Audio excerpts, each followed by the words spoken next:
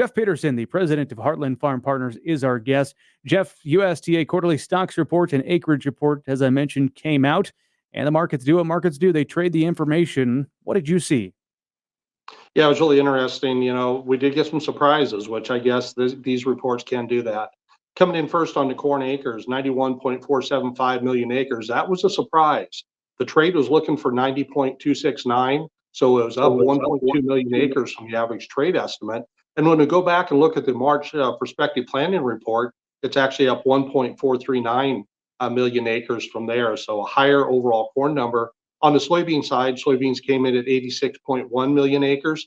The trade was looking for 86.861 million acres. So that actually came in 761 million acres below what the average trade estimate was. And that would be 410,000 acres below where it would have been in March.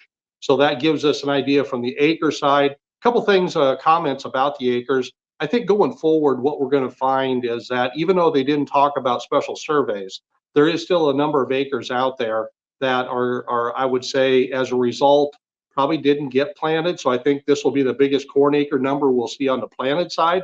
The other thing that we didn't discuss too much yet is the harvested acre number going forward because of the amount of flooding that's happened. Bryce, I think what we'll find is that we'll actually see that harvested acre number come down also in the future. Well, with all this information, we have to combine the June acreage report with the quarterly stocks because those reports coming out at the exact same time. Any surprises or things of note for the stocks? Yeah, on the quarterly stock side, yeah, it did come in a little bit higher also, 4.993 billion bushels. That's up about 126 million bushels. Over on the soybean side, about 13 million bushels higher. So, Jeff, let's talk about where we go from here. The market's going to digest this information right now. Corn is trading lower as a result, and beans up about 10 as you and I sit and have this conversation. What's going to be important moving forward? Well, we're seeing some recovery in the markets, after we saw kind of the initial pressure on this. I think the markets are going to go back looking at the U.S. and also world weather from here. So I think we're putting in some major lows here at this moment, Bryce.